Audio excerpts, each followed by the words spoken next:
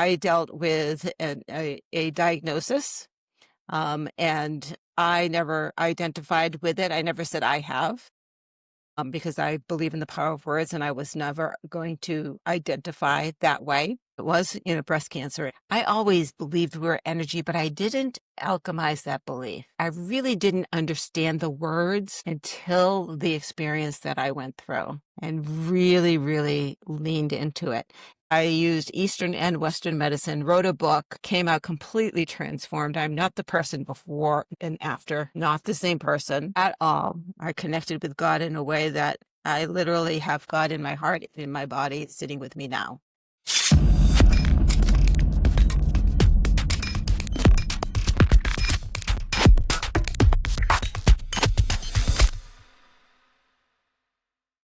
Hey folks, I'm glad that you're joining me at the Myth-Slayer Cafe today. I am having an incredible chat with one of my very favorite people, Gail Kraft.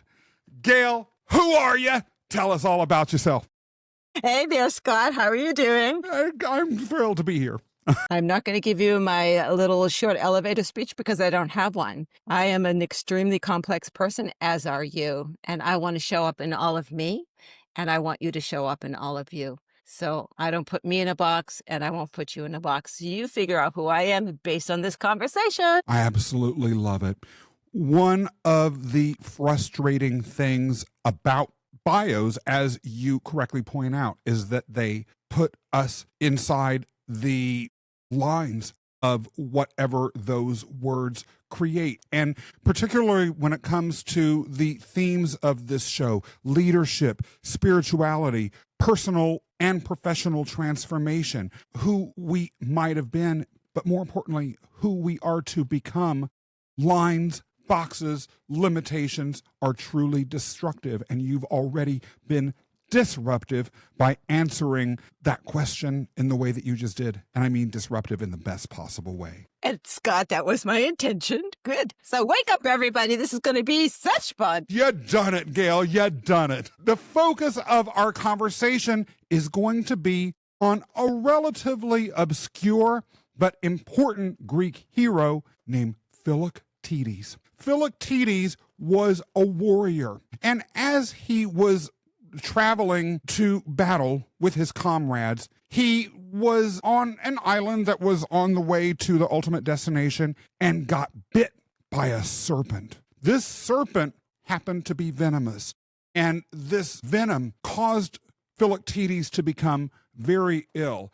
The bite itself opened up into a festering, nasty wound, and giving up hope on his ability to recover, as well as prioritizing the mission of the larger group over the well-being of their comrade, Philoctetes' cohort basically left him behind on the island to die. Philoctetes, nonetheless, did recover.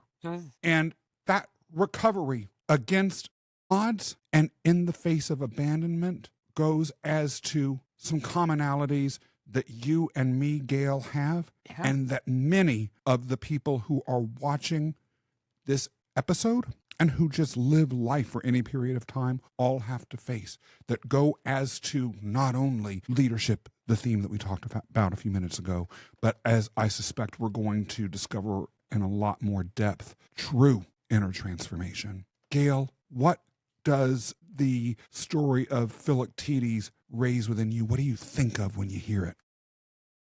Scott, so very much. But when I think of the snake and illness, I think of the snake going up the pole, the staff, and the medical symbol. In fact, there's two snakes that intertwine and go up. And when I see that, I see the snake leaving, because as you notice, it gets bigger and bigger and bigger as it leaves the body, if you will, the pole, the staff. And so I see that as a transformational symbol, right? A rising symbol. If you know anything about Kundalini meditation, it is a snake going up your back, the energy going up your back, right? And so I don't see the snake as a bad thing. I think of it as an opportunity to heal. Now, your experience and my experience over the past year was unusual, and yet not so much. I dealt with a diagnosis, and I never identified with it. I never said I have, because I believe in the power of words, and I was never going to identify that way. And I saw the issue as an energy getting stuck, right? And so I did energy work before going in for surgery, and it was, breast cancer. And the energy work was untangling the web, Mhm. untangling. And I did a lot of forgiving, a lot of loving, a lot of taking of responsibility, and just relaxing into releasing the energy. And by the time I went in for surgery, stage 2 was stage 1. And so that had me start thinking about, what is this body? I always believed we were energy, but I didn't alchemize that belief. I really didn't understand the words until the experience that I went through, and really, really leaned into it. It was a solo journey. No one went through this process with me. Mhm. I used Eastern and Western medicine, wrote a book, came out completely transformed. I'm not the person before and after, not the same person at all. Very spiritual experience for me. I connected with God in a way that I literally have God in my heart, in my body, sitting with me now. I play with him. I was with a client today and I started laughing. And I said, I'm sorry, the universe is just joking with me right now while I'm in the middle of your session. And it turned out to be a beautiful experience for me. And so the story that you're telling tells me of this process of transformation and coming out changed. And that transformation is a solo experience. Philoctetes always remained in his heart a warrior. As with you, the fact that he was the victim of a venomous snake bite that almost killed him ultimately ended up not defining him. Although, as I'm sure happened with you, in the mind of those around him, that is what he was reduced to, which is why they left him behind. Gail, what you just shared was really personal. It was really deep. And as with the snakes twining around that distaff, there is much to untangle within that and much to explore. We're going to get to as many of those strands as we can today. But let me start by asking the hard question that I suspect many of our audience members are going to ask, and that you partially addressed in sharing what you did a few seconds ago, which is, you did all of this energy work and you had all of this spiritual action that you took prior to the surgery, and of course has happened since. But at the end of the day, you, some might say, didn't rely on it all that much, because you still chose to go and utilize Western medicine. You didn't just say, okay, let me have energy work as my complete healing modality. We have people in the spiritual and alternative health space who do choose to rely solely on Eastern or non-Western modalities to cure severe illnesses like cancer. We have others who are extraordinarily skeptical and say to themselves, well, that's all just a bunch of woo, and people just have these approaches because it makes them feel better or because they're anti-science. What would you say to anyone watching this episode who is on either of those extremes? Just to get that out of the way. Sure, because of course I dealt with both extremes. I bet you did. Because I did both. I followed a specific diet that I created. I used supplements that the Western medicine would not want me using. I used Reiki, I used body talk, as well as chemo and everything else. I followed my own path, and I am very connected with my intuition. So I followed whatever the universe told me was right. And so this is the time to look inside and what works for you, and screw everybody else. This is the time to really learn how to be your own advocate on both sides and make your own decisions based on what feels right for you at the time. I'm not a physician. I'm not giving you medical advice. I'm telling you, follow what feels right, no matter what anyone else says. I argued with Western medicine, who wanted me to have a double mastectomy constantly. Every time I saw a doctor, I had to argue with them. No, I'm not doing that. No, I'm not doing that. At the end of chemo, my oncologist was shocked at how well I went through, thanked me for bringing joy into their facility. Aw. Right? I love it. And said, whatever you're doing, keep it up. Because I was supposed to be on chemo medicine for 5 years. I'm taking nothing. You're taking, and the doctor is comfortable with that. Yes. I'm supposed to have blood work every 6 months. She doesn't think I need to come back at all, but she's seeing me in a year, right?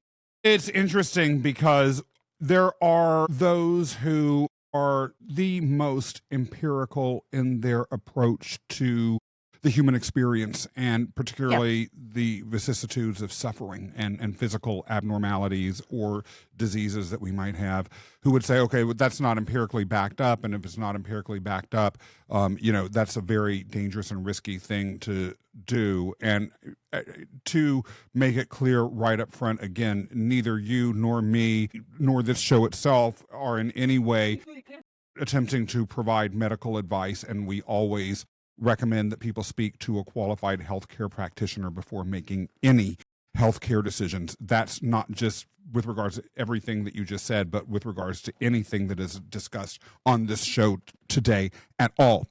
That being said, there are those who might be a little bit less skeptical and more open to a non-empirical spiritual supplement to the more traditional Western medical practices that they might be receiving advice on. But Gail, those people might be like me. For many years, I was a hardcore, stone cold atheist and complete materialist in terms of how I view the world. And by materialist, I don't mean I was just obsessed with money. I really wasn't. But materialist in terms of, if I was not able to see, feel, smell, touch, taste it, it didn't exist. And because of that, I was always looking to physical data of some sort to base my decisions on. And as a result of that, and Gail, being honest with you and with the audience, it's something I struggle with to this day. I really didn't know how to look within. I didn't know how to hear that voice. I didn't know if, when I was hearing an intuition, or what I thought was intuition, whether it was my actual voice or just whim. Did you ever feel anything like that? And how did you know that the voice you were hearing was actual intuition worth listening to, and not just a feeling state that your mind was internally verbalizing? In the past, I don't think I was an atheist, but I was agnostic. Prove to me that you're there. Prove to me that you exist. I have no proof. I was very analytical. I was in corporate America. I was on a board of directors at a big insurance company. Definitely not spiritual. However, looking back, my successes were based on following my gut. I called it street smarts because I was a street kid, right? So following my gut. In one job, this was very early on as a leader, I had a boss where we had an initiative and it failed. And he came up to me and he went, well, that didn't work. What's next? I got permission to fail. I never failed again, because I had permission to fail. That's the company. Within 2 years, I rose to the top and was on the board of directors. Why? Because I was so sure that if I failed, they had my back, that I would go full out on anything I wanted to do. I created departments. I worked with the VPs. It was crazy, fearless. I'm hearing within that if you have the space to fail, you are then going to have the freedom to listen to that voice inside over and over. And I would imagine with practice and that freedom, like you said, to make a mistake, that you're going to, over a period of time, be able to figure out really what is the actual inner voice worth listening to. Yes. Versus just your whim of the moment. Oh, yeah. So let me tell you the story of failure. So here I am, a crazy success, and I moved 3,000 miles across the country, start working for this company. And I knew day one, I walked in, this is not the right place for me. I did not leave because I was afraid. Ooh, where's that fearless person now? I didn't know the landscape, I had a job, very expensive to live in San Diego. I was going to hang on to that job, and it was horrible. We could have a whole show just on that experience, which was fantastic because I got fired. And I went down the rat hole, sued them, and you know how toxic that can be. Yeah. Right? I finally looked in the mirror one day and I said, I don't know who you are, but I'm surprised you have any friends because I can't stand you. Whoa. And yes, that's how toxic it had gotten. And I said, what was this person that was so successful? What was this person who is so toxic? I'm the same person. What's going on? What did I listen to then that I'm not listening to now? When and how did you realize that that person in the mirror was someone that you didn't want to be? I was about almost a year into suing them, right? And so I had been deposed, right? Seen the lawyer, gone through a multitude of, showing up in documentation and stuff like that. And I was getting wrapped up in this hate. And it really was just getting up one morning and just feeling icky, right? Icky. It's like, why am I feeling, and it's the energy, that energy gets compressed. Why am I feeling like this? Well, because you're an asshole. Yeah. Right? Yeah. Yeah. Right? You're mean, you're vindictive, you're not in alignment with your values. And such a good thing because I started being serious about personal development and started looking at when things were great for me, what was going on in my life, not externally, internally, not who was in my life or what job did I have or where was I living, but what was I doing internally that was different? That's what I was looking at because I'm the same person. So what was changed? Me. I recently saw on another podcast a man who was interviewed about a near-death experience, and he said one of the things that he learned during his near-death experience was that what appears to be doors that are closed or opportunities that are foreclosed for those who choose to walk the path towards connection with their highest spiritual selves, the closed doors and quote unquote missed opportunities are actually acts of mercy. And even before you mentioned that you were beginning to go down your spiritual journey at this point in your life, inside I was thinking, yeah, if she had gone back there, would she have been able to begin to have this transformation? And God forbid you had been working in such a place and you had had your breast cancer occur. And so this is circling back to something that I wanted to raise that you said right at the beginning that I feel is so important for people to hear, and I want to just get your thoughts on. You said that the journey that you have had with your cancer is one that you've gone through alone. When I had my illness in 2023, those of you who have followed the show for a while know exactly what I'm talking about. I had a husband who was by my side the whole time. Yet Gail, as comforting and loving and empathetic and compassionate and supportive as he was, and he was as much as is humanly possible, the journey through pain, suffering, and transformation is one that I went through alone. Talk to about that. Well, Scott, I am thankful that I was alone. So a couple of things happened. My daughter was planning on taking me for chemo, got a new job, and guess who can't take me for chemo? So my first session, my son with his 2 children, his wife, and his dog flew from Colorado to here for my first, because he wanted to see what was going on. Right. So I had the house full for my first session. And, quite frankly, I slept through it and it was exhausting. Right. After that, I was alone. I had friends show up to take me and, pick me up and drop me off, and then was home alone a lot. And that was the most beautiful thing because I learned that how people handle stress is their job and their business and not mine. For me to expect anything else is my story and my problem, not theirs. That the only person around for me all the time is me, and the only thing I can turn to is my maker. And I so connected with Source, with God, like never before, Scott. Like Philoctetes alone on that island. You know, Gail, during my illness, I was in the hospital for a large part of it. And my husband would be there after work. Sometimes he would come before work. On weekends, he would come in, but he couldn't be there all day because he had like a house to maintain. He had to cook food, right? Do things like that.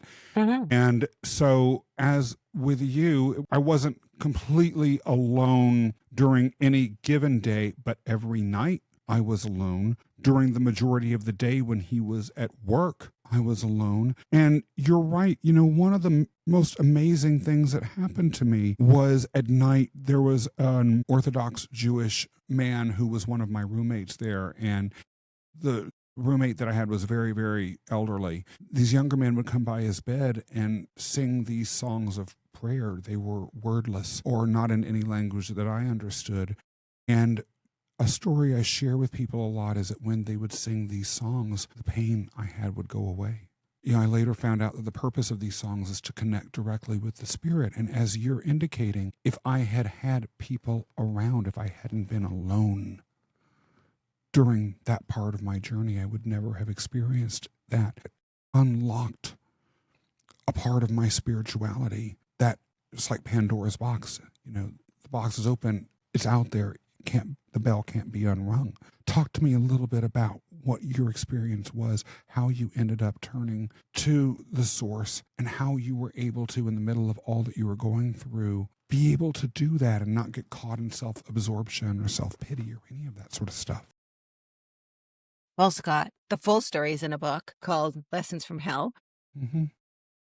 But there were a lot of things that happened. First of all, language is very important. I never used the word victim. I never used the word warrior. I never used the word survivor because I'm not at battle with my body and I'm not a victim. And so I was very careful about the words that I used and the words I would allow people to say around me. The first real deep interaction that I had with Source, there was a point where I was like, why am I going through this? There are so many other roads I could have taken. And then I started to laugh because I'm, yelling because I believe I am Source. I am God. We are all a piece of it. Therefore we are. And I said, I'm yelling at myself, aren't I? This is ridiculous. And so that whole tension, the resistance, if you will, was released. And then I saw the cross of Christ and I heard you need to die before you can ascend. And when I heard that, I said, okay, let's do this thing. Let's go. You want me on this journey? We're going together. And so there are many times I have another chapter, The Sound of Angel Wings. I could hear the sound of all of the love people were sending to me. I could hear the flapping of the angel wings surrounding me to help me through whatever I was going through that day. There's another conversation I had with the universe where I said, I don't want to ask you for help anymore. I don't want to turn to you anymore with questions. I don't want to lean on you for anything. I want you here in my life. I want to play with you. I want to laugh with you. I want you to sit on my lap and swing your legs. Let's play. Come into my life. And I was in tears. I'm bawling on the couch as I invited God into my heart. The very first time I opened my heart to the Great Spirit and to the forces that I believe put the spirit that I am into the body that I am wearing like a suit, I struggled. Because to do that, to do what you just described, is to, at least my eyes, let the ego go. And everyone says you've got to let ego go. And it's one thing to do that, like, let's say, tactically at work. I've got to let my ego go so I won't argue with my boss. Or I've got to let my ego go. But meanwhile, you're thinking all these terrible things. Right. I'm going to let my ego go and let you win this argument, boss, but please go to hell. Right. Or pretend that the customer is right out loud when inside you're also right. I hope this product you just bought blows up in your face. Yeah, you're laughing because we both know we've all been there. But it's another thing to let yourself go, to let the ego go to the extent that in a way you are throwing away something that, at least for me, all but defined my identity in this existence. Did you find that something that was hard to do, that was scary? How did you experience that, Gail, getting to that place where you could do that? Yeah. So first of all, it's been a journey. So it certainly wouldn't have happened if I hadn't already gone through a lot of metamorphosis anyway. I had no longer at that point identified with ego anyway. I understand that ego has a job, and it's not the I am job, right? Its job is just to keep me safe and to have my back. So here's something I share with my clients a lot. Your conscious mind is the boss. Think of an organization. Your subconscious mind, ego, is the worker bee. Now, what happens when the boss leaves without direction? The worker bee does whatever the heck it wants. This happens, by the way, when you go to sleep at night. Your subconscious does whatever it wants. Your conscious mind is supposed to give direction, right? And so my subconscious mind gives directions based on my gut. This feels, all right, we're going to go through this. Ego goes, holy crap, no, we're not going to go there. That's scary. Conscious mind says, calm down.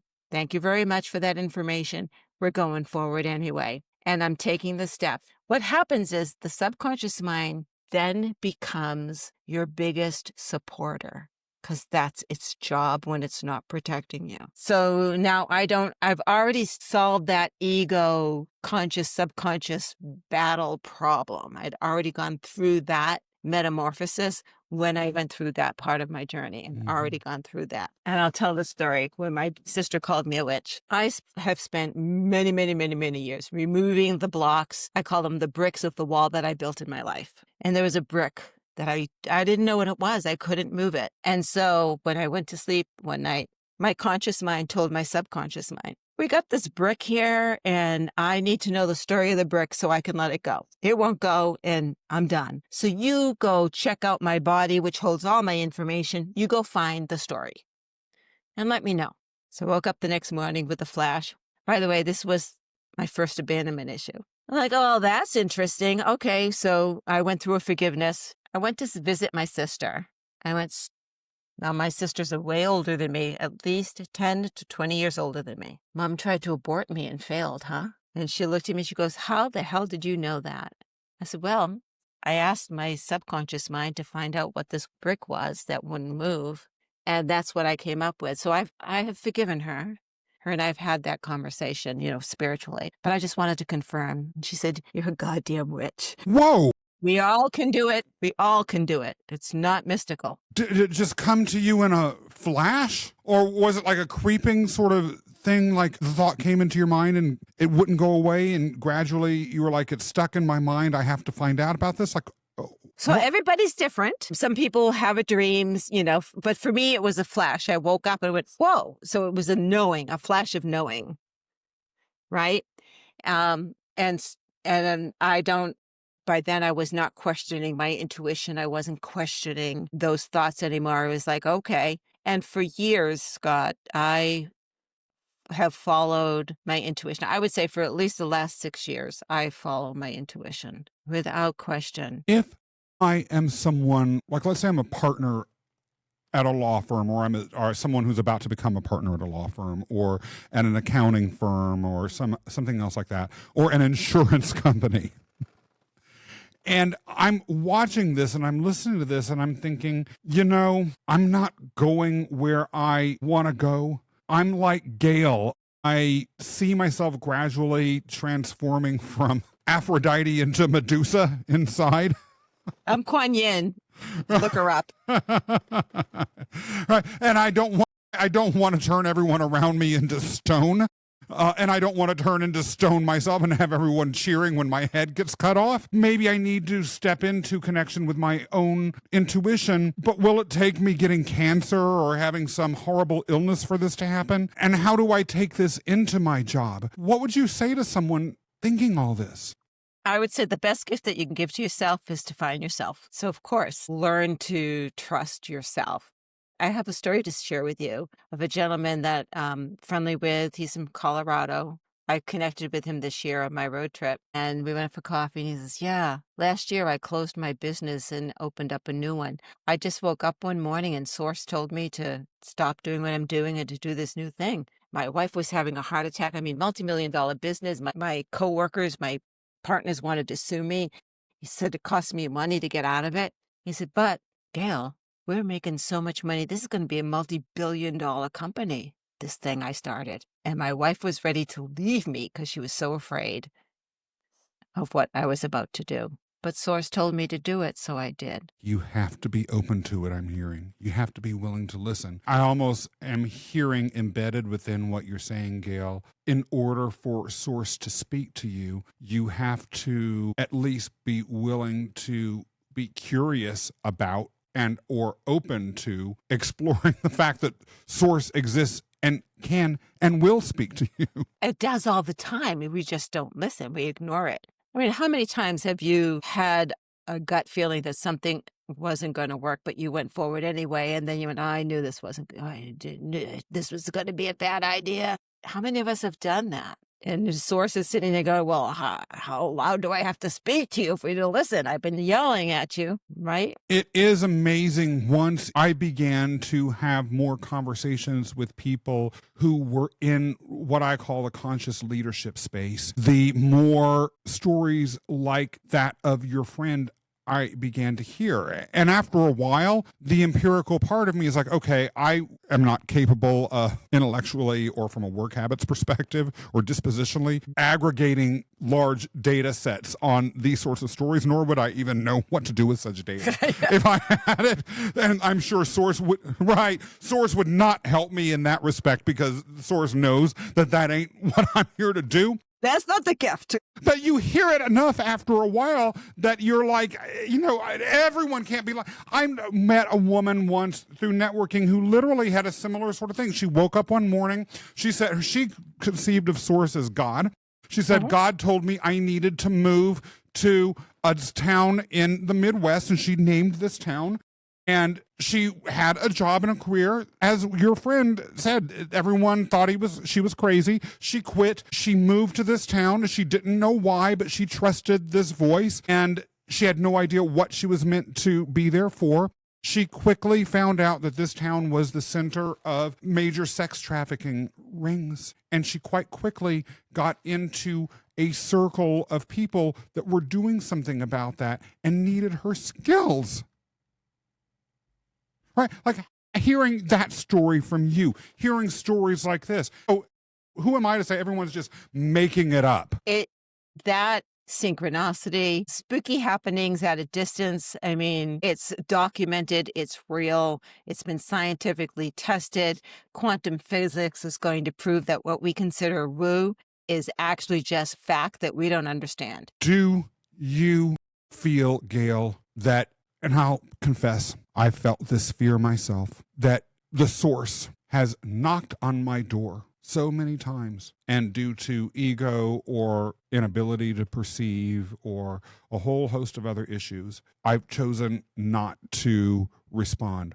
Or signs and signals have been placed right in front of my face that I've been like, oh, this coincidence, again, let me ignore it for the 1500th time. That after a while, Source just throws up its hands in the air and says, enough, I give up on you. Because I suspect there may be people who are afraid of that. It's impossible, because we are Source. We are, in another book, Journey to Enlightenment, I explain us. And Source is like, so us as being an avatar, I called it a hand puppet. And Source is the hand inside the hand puppet and the arm connected to the brain of Source.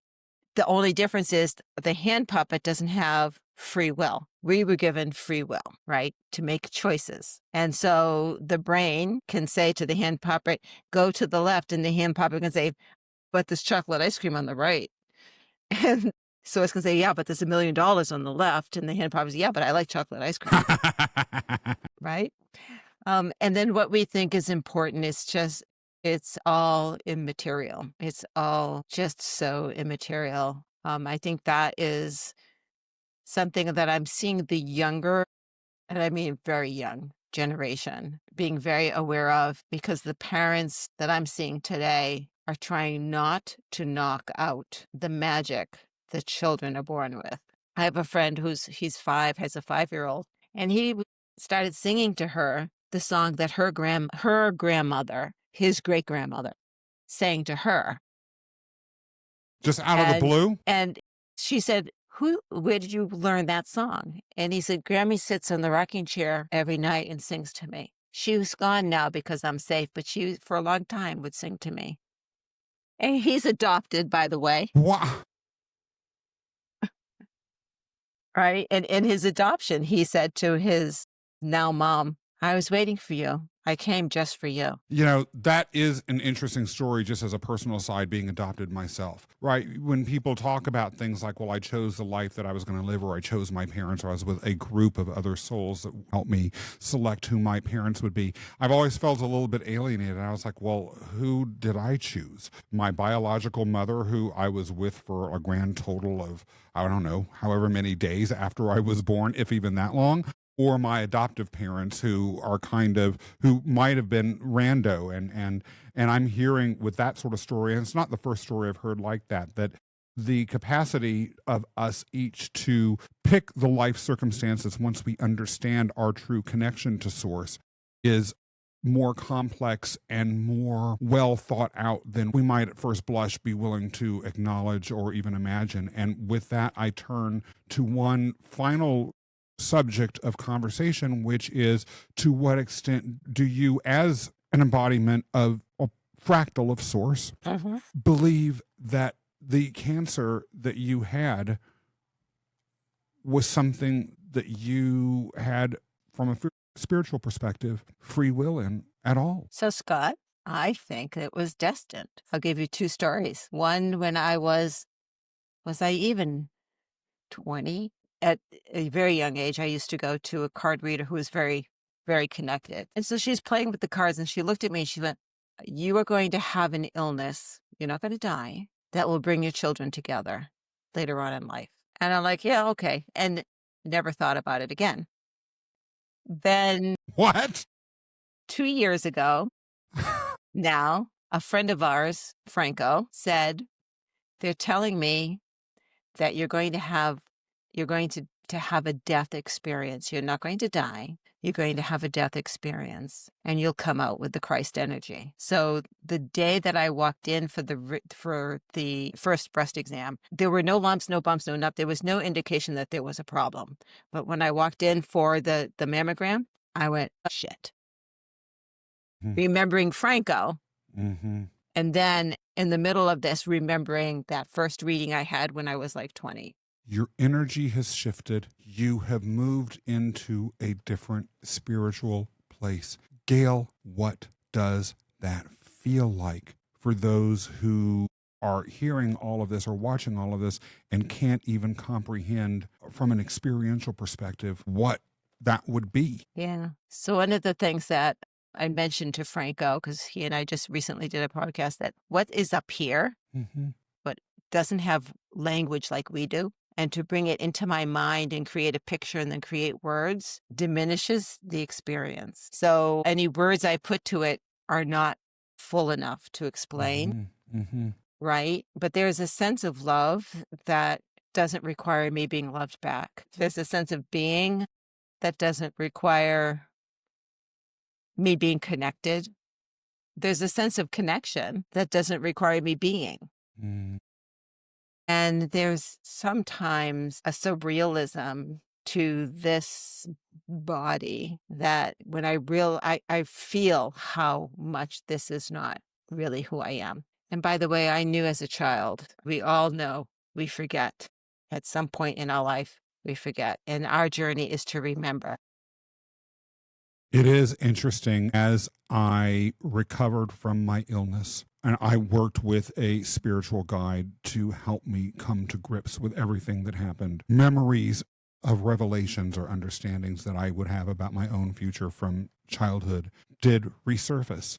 Right. And they did play out. They weren't specific predictions in my case. They were more things like, this is the area where your life will focus on, or this is the way in which your life will be unique. Gail, you have shared a lot with us today across a wide spectrum of subjects. We've laughed. We've got a little misty-eyed. We've gone deep.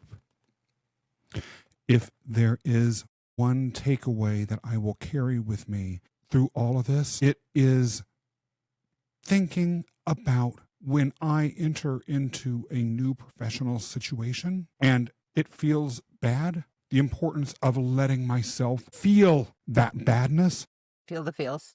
Yeah, and acknowledging it and then acting, not being all desperate for the job or just dismissing my own intuition. The times that I've done this, or the times in which I have failed to dismiss my intuition, have never ended up well for me. And your story is a profound and totally realistic case in point about what can happen when these intuitions aren't followed. If there is a takeaway that you would like to hammer home for us before we leave the 𝗕𝗫 Cafe today, or if there's something that you wanted to say that you didn't have a chance to say yet, what might that be? I totally believe that we don't have wounds. We are not broken, that we are whole and complete. We are here for an experience, and that any pain that we're feeling, physical, emotional, spiritual, is locked energy. And you just need to go through the process of untangling that web. Philoctetes and the snake bite. It all goes back to that beautifully and what he ultimately became. If he hadn't had that snake bite and that wound and been left behind, we wouldn't remember him today. He'd be just another random soldier in another random myth. Gail, you've mentioned your books. I'd love it if you told us a little bit more about them, and then if you also shared with us any additional projects that you have going on and where we can find out more about you. And for those of you who are watching and you don't have a pen and a paper or your hands on the phone right now ready to type in a website or anything else that Gail shares, you can just look down the caption, and I'll have all that there too. But share it with us so we can hear it at least, Gail. For sure. So I have a podcast, the Empowering Process podcast, and this year it's on Substack as well as YouTube and Apple and blah, blah, blah. And this year it's focusing very much on the spiritual experiences that people are having. And so there are deep conversations, there are fun conversations. So I'm looking forward to this year. And the two books, I have 8 books out there, but the 2 books I was talking about, Journey to Enlightenment, is really about the Kabbalah and the tree of life spoken in a way that makes absolute sense in everyday life. So it's taking the supernatural and making it natural. And then, of course, Lessons from Hell are the journaling of what I went through spiritually, and how you can face the odds with God. Beautiful, beautiful stuff. Gail, you shared a lot. I call upon the audience to make sure that they take the time to look you up, to follow your podcast, to leave a positive review for it on Apple or Spotify or wherever their preferred platform is. And I also, as a personal matter, want to thank you for everything that you have shared. For those of you who are watching, be sure to take a second, give this channel some love too. You can do that by pressing the subscribe button. You can do it by giving a thumbs up here. You can additionally do it by leaving a comment. And if you have any questions that you would like me to follow up on in future episodes, by all means, let me know. If you have thoughts about what you have watched so far, if you disagree with anything that you have seen, heard, if you have been moved by anything that you've seen or heard, put that stuff in the remarks. We want to engage with you. Finally, if you have additional myths or other topics in the conscious leadership space that you'd like me to explore, also put those in the remarks. I would be more than happy to accommodate. In the meantime, thank you for being here with me and Gail today at the 𝗕𝗫 Cafe. And never, ever forget, I want your future to be epic. Hi, Scott.